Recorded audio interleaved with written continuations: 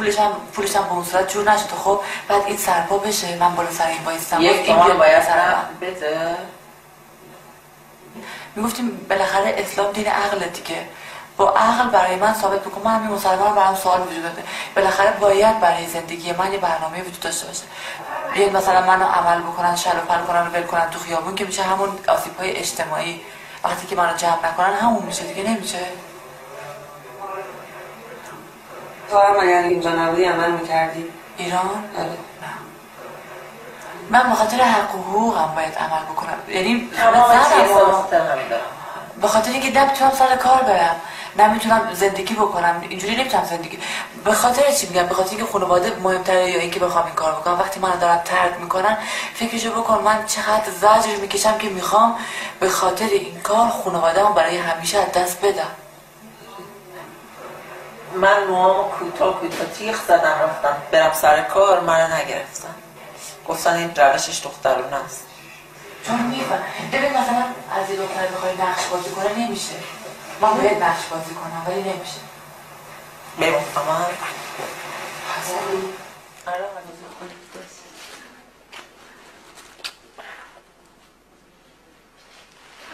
سلام مرسی مامانم دارم.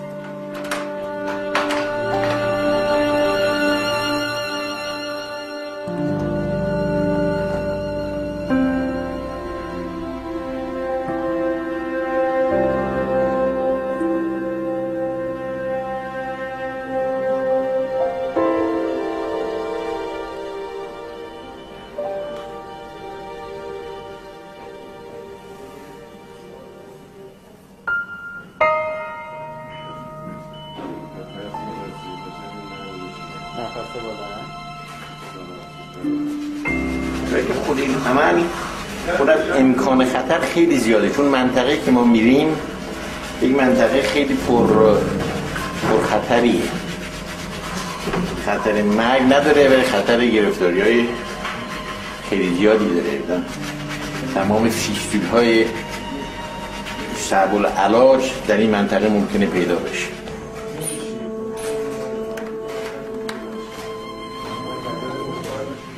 $467 تا عمل کردیم. این چند نه من نمیشمرم. در مورد من زنگ زد آیت الکرسی با سوره‌های قرآن اینی که بخونی خدا از شر مثلا بلیات و این چیزا اگه با نیت بخونی دوست داشته باشه حفظت میکنه. ماشاءالله ماشاءالله چیده؟ آره ماشاءالله خوبه. خب یه خونه یه در کوتاه کوچیک‌تر با خونم.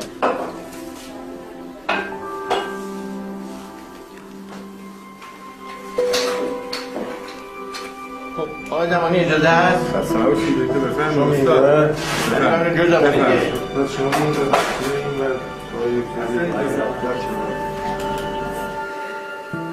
اگه میخندی خنده تلخ من از گریه غم‌انگیزتر است. کارم از گریه گذشته است به آن میخندم. کارو گفتم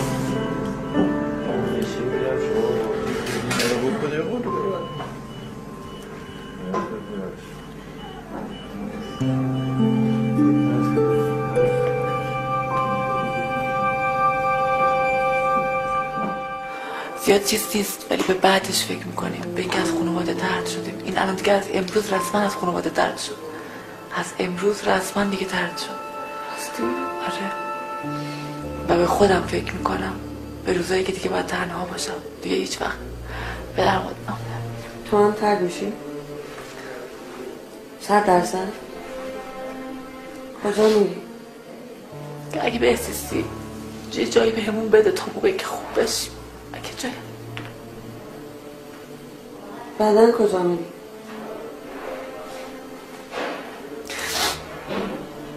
دیگه برامون زجر آوره.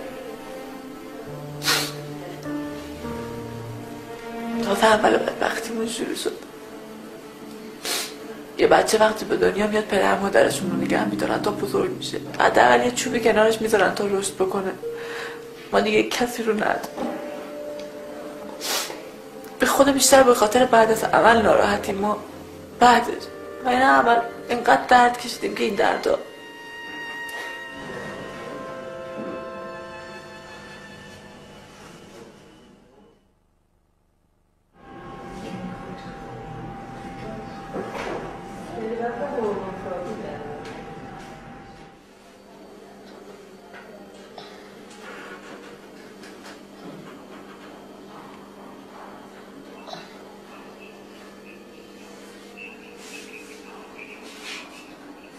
که پاسخگو نمیشه.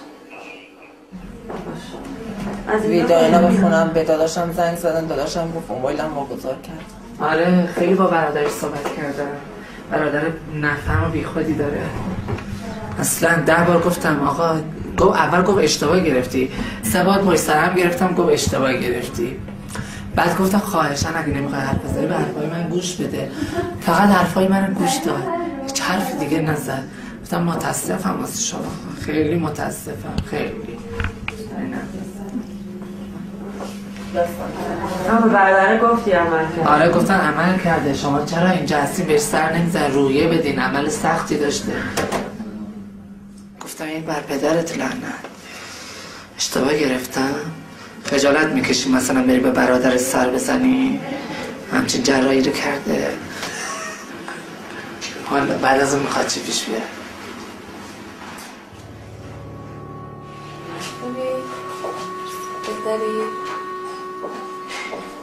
این زنی که میخواد به زاد درد میکشی، دردش نمیارزه به عملش.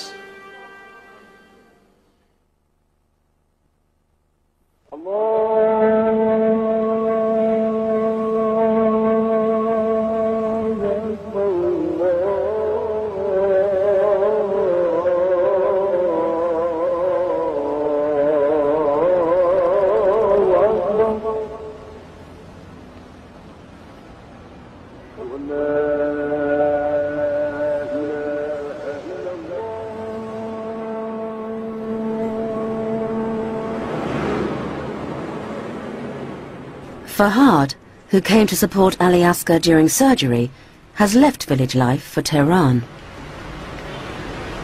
میخواستی عمل کنی، تعریف کن چی شد، چی دیدی که الان فکر راجع به این موضوع عوض شده، چرا عوض شده و اینا خب ببین، من بعد از اون مدتی که خانواده ها که میگفتن شما رو ترک میکنه، هیچ پشت پناهی هم نداشتم.